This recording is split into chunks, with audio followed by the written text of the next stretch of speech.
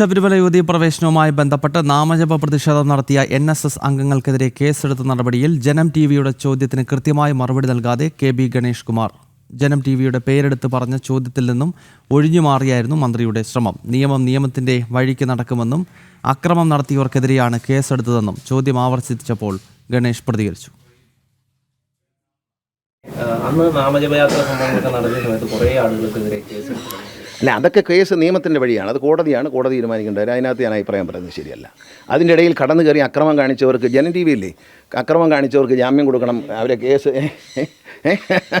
വെച്ചേരനിയാ അത് കൈവച്ചേരെ, അതങ്ങ് കൈവച്ചേരെ. കാരണം എന്തറിയാം, അന്ന് NSS മറ്റ് സ്ത്രീകളുമൊക്കെ ഇറങ്ങി സമരം ചെയ്തത് ശബരിമല നാമജപ ജാഥയാണ്. നാമജപയ്ക്ക് അത് കൂടെ കയറിയിട്ട് പൊതുമുതൽ നശിപ്പിക്കുകയും അക്രമം അഴിച്ചുവിടുകയും ചെയ്തവർക്ക് എങ്ങനെ കേസ് ഒഴിവാക്കി കൊടുക്കുന്നത്?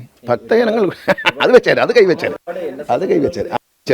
ഇരുമുടി കെട്ടുമൊക്കെ ആയിട്ട് ആൾക്കാർ അഭിനയിച്ചൊക്കെ കണ്ട അതിന് കേസെടുക്കാതിരിക്കുന്നത്. ഇല്ല, അതൊക്കെ അത് ഒഴിവായി കുറ്റം ചെയ്യാത്തവർ ഒഴിയും. അതാണ് അതിനാണല്ലോ കോടതി.